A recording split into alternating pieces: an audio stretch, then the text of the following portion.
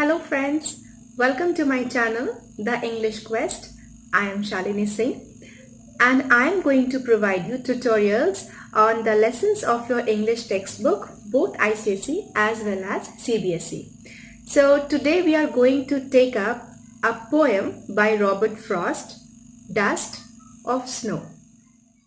Before beginning, let me remind you of a very simple but important fact that poems are not read only for the literal meaning contained in the verses.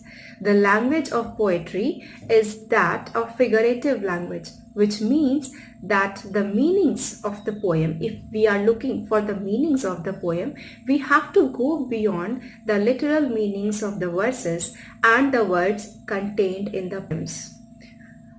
Quite often, there are words in the poem that mean something else but symbolize something else.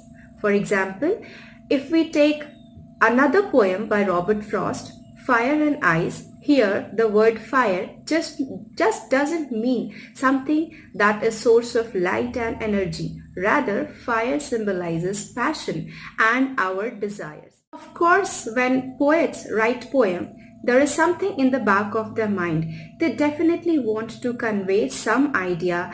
They want us to read through the verses and understand or come to the meaning as close as possible what they actually want to write about. But at the same time, as a reader, we are free to analyze it critically. Means it depends on you or me or anybody else reading the text to deduce a meaning as close to the poem. Such texts are called ambiguous texts. Here, through my channel, I am going to tell you the meanings of the poem as far as it has been deduced based on my critical appreciation. So, let us begin reading of the poem Dust of Snow by Robert Frost. Dust of Snow by Robert Frost. The way a crow shook down on me the dust of snow from a hemlock tree has given my heart a change of mood and saved some part of a day I had rued.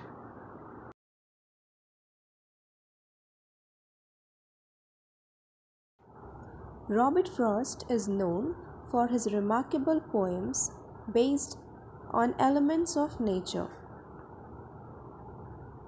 In this poem too, he is appreciating the power and positive impact of nature on our lives. This tiny poem talks about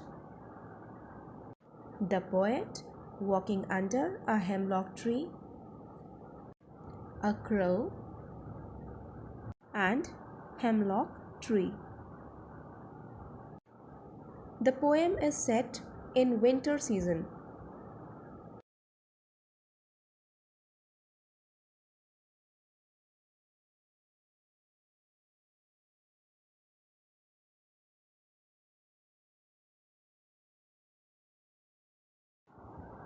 In this poem, the poet is basically talking about an event which leads to change of mood in him. The poet says that a part of day which he himself has rued is now saved just because of this event of snow dust falling on him due to the action of a crow sitting on hemlock tree.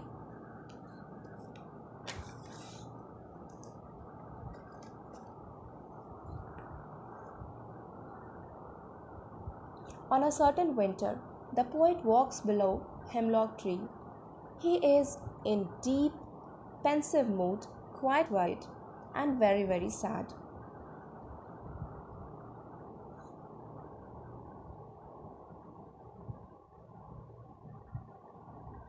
As he walks, a crow sitting on hemlock tree shakes off snow over the poet. However, the poet does not tell us the specific action of the crow.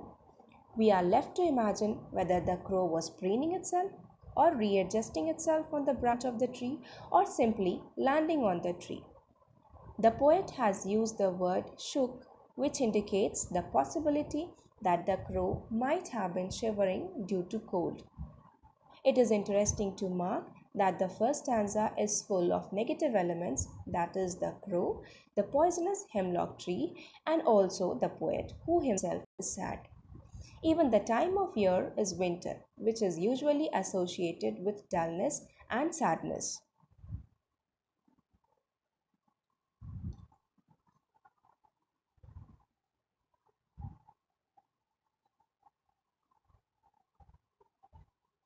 The second stanza, however, brings about a change of mood.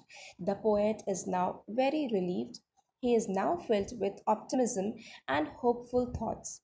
The poet says that the rude part of his day is now saved. Thus, we see how powerful is nature.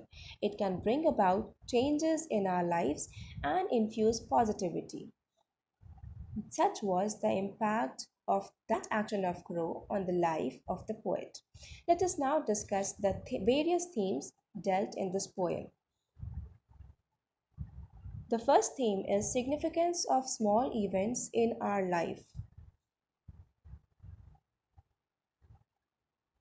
The second theme depicts the power of nature and its positive impact on human beings. Lastly, the poem also deals with communication and connectivity between nature and human beings. Let us now discuss the different literary devices used in the poem. The poem follows a simple rhyme scheme: stanza 1 AB, AB, stanza 2 CD, CD. This means the words crow and snow are rhyming, the words me and tree are rhyming. Similarly, the word heart rhymes with the word part, and the word mood rhymes with the word rude. You can see here the rhyming words have been shown with indication of usage of similar color like crow, snow, me, tree, heart, part, mood, rude. The next literary device used in the poem is irony. Usually, poets like to talk about birds like dove or nightingale. But here in this poem, the poet is talking about a bird crow, which is ominous, which is associated with negativity. However, it is the action of this bird that brings about a positive change in the mood of the poet.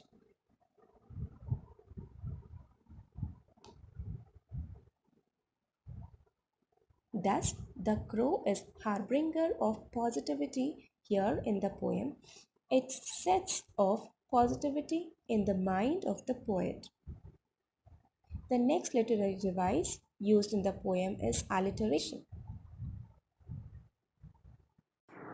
Alliteration means repetition of similar consonant sound.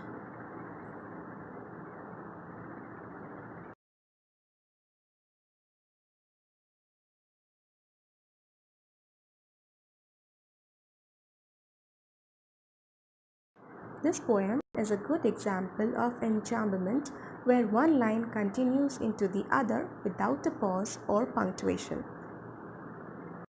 You can see for yourself that the entire poem has no punctuation mark except for the full stop that is at the end.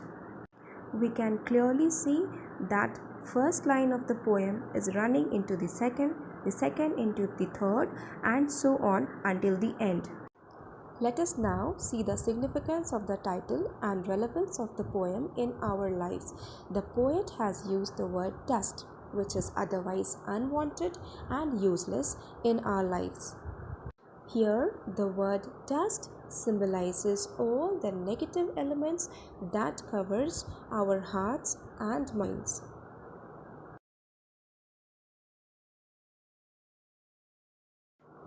These negative elements can be sadness, jealousy, agony, pain, anger, etc. Our lives will not continue to be beautiful if our minds and hearts are layered with these kinds of negative elements.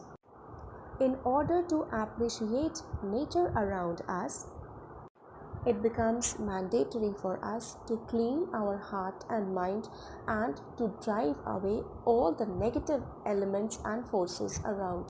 After all, nothing on this earth is permanently negative, just like this crow who brought positivity for the poet. Nature has huge healing capacity, so let us all appreciate nature to the fullest. I hope you found that tutorial to be useful and beneficial. If you did like the tutorial, please hit the like button and subscribe my channel so that you can be updated with the further lessons that I'll keep uploading frequently. If you have any suggestion, if you want any changes in that tutorial, do comment in the comment section below. Please let me know what are the changes that I can add for your benefit, and stay tuned. I'm signing off for the day. Take care.